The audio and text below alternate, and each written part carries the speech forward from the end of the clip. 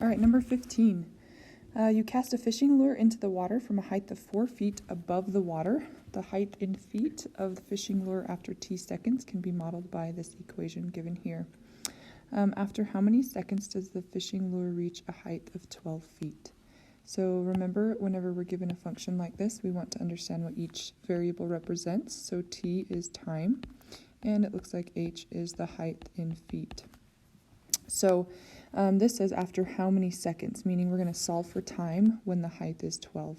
So we just go ahead and substitute 12 in for the height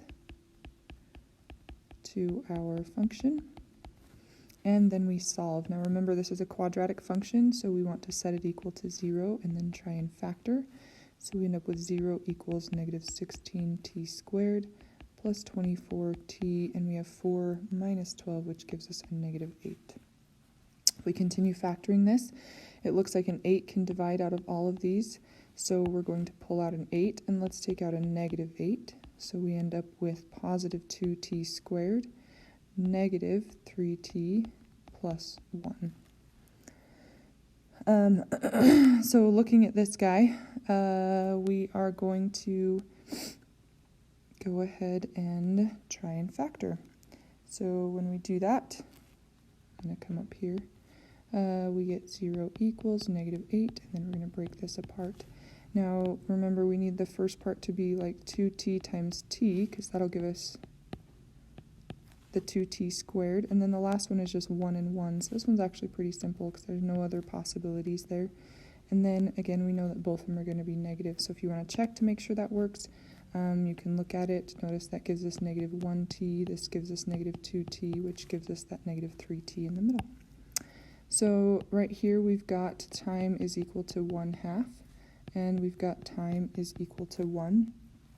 So again, the lure is starting at 4 feet, so you're probably going to cast the lure up. It'll pass 12 feet, and then it'll eventually come back down and pass 12 feet again.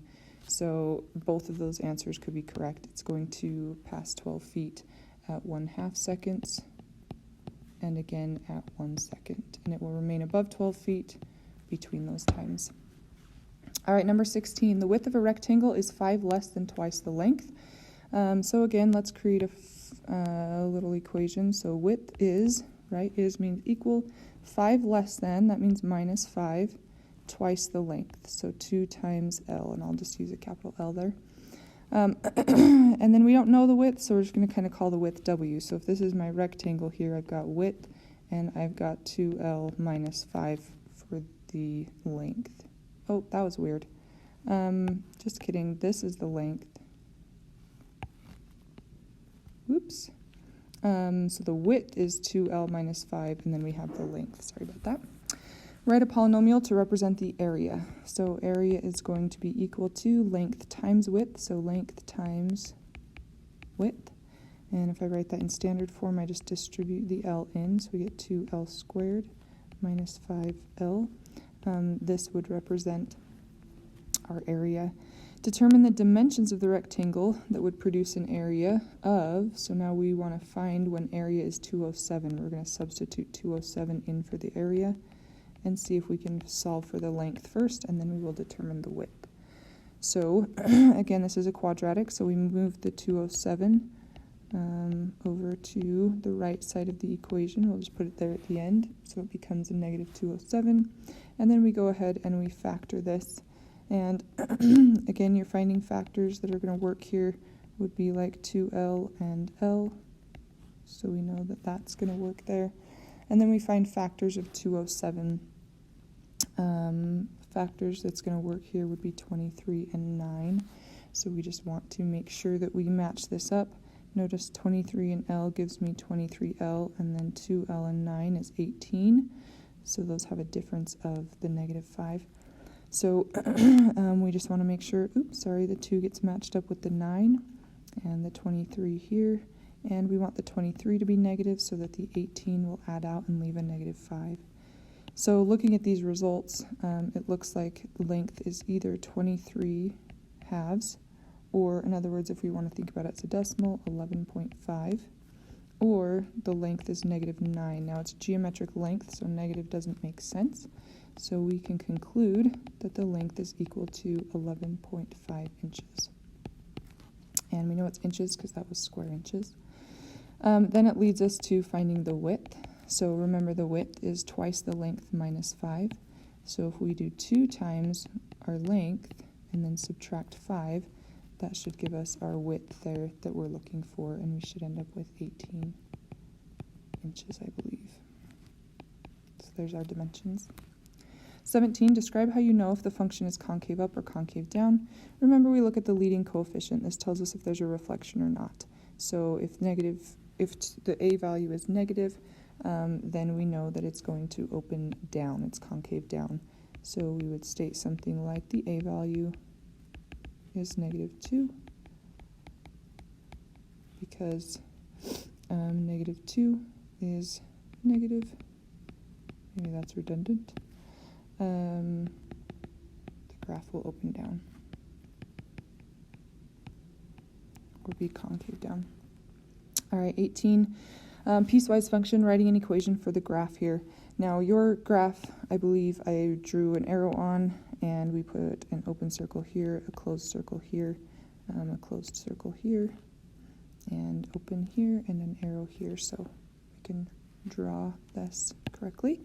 Let's just call this g of x, since that's what it asks us to call it. Don't forget that equal sign. And then we've got 3 functions here.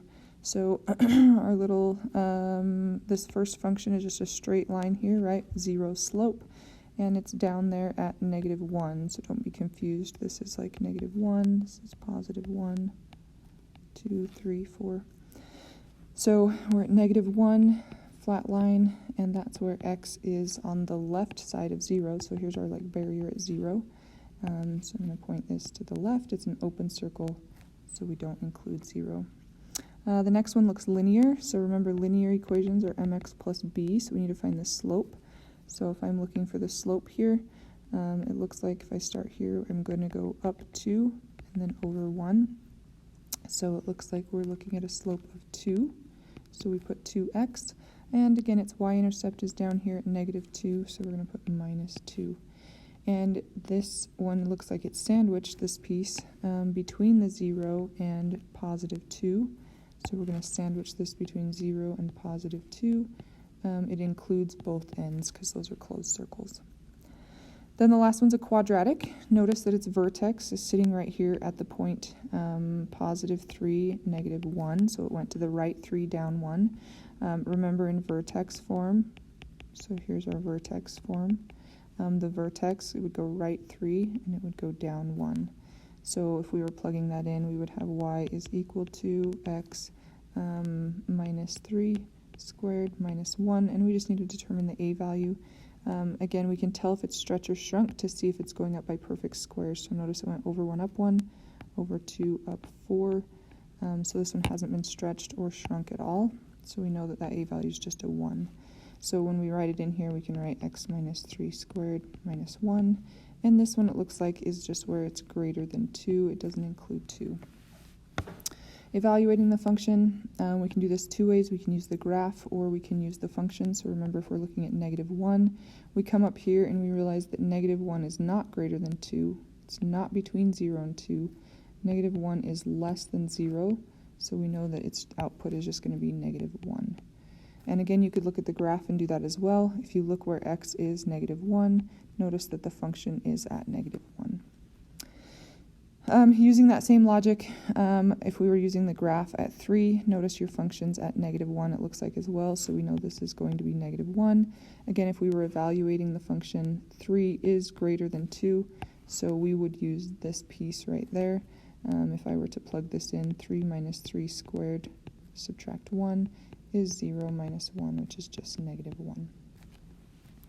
19. Identify which of the following equations has a maximum y value of -24. This one, finding the max and the min, maybe would take a little bit longer if I'm just evaluating and calculating each of the max and mins.